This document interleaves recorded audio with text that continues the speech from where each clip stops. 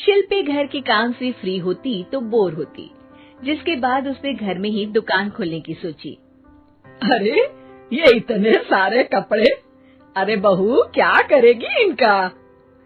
माँ जी, मैं घर में बोर होती हूँ तो सोचा सामने के कमरे में कपड़ों की दुकान खोल लो। घर का काम भी हो जाएगा और 4 पैसों की कमाई भी। अरे वाह वाह, ये तो बहुत ही अच्छी बात है। मैं भी तेरी मदद कर दिया करूंगी। वाह माँ जी, तब तो मजा आ जाएगा। अब हम दोनों मिलकर खूब पैसे कमाया करेंगे। अब क्या था, सास बहू का काम चल पड़ा। एक दिन, अरे राकेश की माँ, सुनती हो? कहाँ चली गई? भूख के मारे पेट में चूहे कूद रहे हैं। अरे नंदिनी, कहाँ हो? भूख लग रही है। पापा कहाँ है माँ? पता नहीं बेटा, भूख लग रही है। आज तो किसी ने चाय भी नहीं पूछी। तभी सास बहू घर के अंदर ढेर सारे सामान के साथ आती है और वो भी हंसती हुई। अरे वाह बहू, ये तो बड़ी अच्छी मार्केट दिखाई तूने। बड़ा ही सस्ता सामान था। हाँ माँ जी, और ये सामान हम डबल पैसों में बेचेंगे, मजा आ जाएगा। अरे बहू, भूख लग रही है, कुछ खाने को दे दे। माँ क्या बात है, आज किसी ने पापा को चाय भी नहीं दी?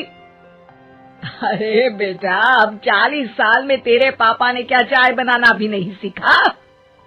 अरे बेटा रहने दे अब इस बहस को। तुम लोगों ने वैसे बनाया क्या है? बहू परेशान हो जाती है और सास को अकेले में लेकर जाती है।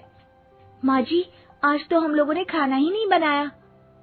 अरे बेटा, बाहर के छोले भटूरों से पेट इतना भर गया कि याद ही नहीं रहा कि घर में ये लोग भी हैं खाना खाने के लिए। अब क्या किया जाए? तभी घर में एक महिला आती है। जी, वो सुना है आप लोगों की यहाँ साड़ी बिकती है, जरा दिखाएंगे क्या? हाँ हाँ, क्यों नहीं। माँ जी, आप इन्हें साड़ी दिखाइए, मैं तब तक पिताजी और इनके लिए खाने का इंतजाम करती हूँ। सास उस औरत को लेकर सामने वाले कमरे में चली जाती है जहाँ उन लोगों ने दुकान खोली थी। वहीं बहू भी किचन में चली जाती है। अब इतनी जल्दी क्या बनाऊं? पापा जी तो खाने के लिए भी बैठ गए हैं।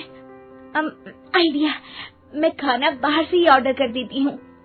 थोड़ी देर में खाना आ जाता है और बहू टेबल पर खाना लगा देती है। हे भगवान, कितनी कड़वी दाल बनाई है बेटा। नहीं नहीं पिताजी, वो क्या बात है नंदिनी, रोटी तो चबाई ही नहीं जा रही है, लग रहा है रबड़ खा रहा हूँ। एक तो इतने महंगे होटल से खाना मंगवाया और वो भी इन लोगों को पसंद नहीं आया। तभी सास नोट गिनती हुई बाहर आती है। वाह माँ जी, बड़ी कमाई हुई लगती है। हाँ, मैंने वो 2000 वाली साड़ी 3000 में बेच दी। अरे वाह माँ जी। दोनों सास बहू बहुत खुश हो जाती हैं। मेरे पेट में ना बेटा जोर का दर्द हो रहा है। अरे माँ, क्या हुआ? पेट में दर्द? बाहर का कुछ खाया था क्या? मैदा तो नहीं खा लिया? मैंने छोले भटूरे खाए थे। माँ क्यों खाए? आपको तो पता है कि आपको मैदा सूट नहीं करता। चलिए माँ को डॉक्टर के पास ले जाते हैं। तभी अंदर से पापा की आवाज आती है। हे भगवान, मेरा तो पेट खराब हो गया। सब पिताजी के पास जाते हैं। पिताजी, आपको क्या हुआ? खाना बासी था शायद।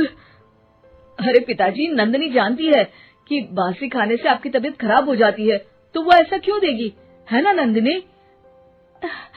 वो खाना मैंने बाहर से ऑर्डर किया था। मैं और माँ दुकान का सामान लेने गए थे, इसलिए खाना नहीं बना पाए। क्या नंदिनी, दुकान के चक्कर में तुमने तो सारे घर का हाल बिगाड़ रखा है। चलो अब माँ और पापा को लेकर अस्पताल चलते हैं।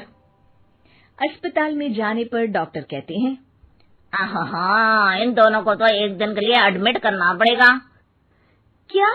क्यों? पेट ही तो खराब है ना।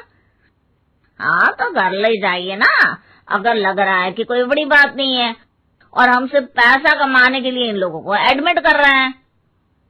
नर्स, जरा इन लोगों को बिल तो दे देना। चलिए, मैं आप लोगों को पैकेज हित समझा देती हूँ। जब बहू के हाथ में बिल आता है, हे भगवान, 60,000 रुपए! इतना तो मैंने कमाया भी ना था। अब समझ गई कि कमाई के चक्कर में घर के लोगों की सेहत के साथ मैं खिलवाड़ कर रही थी।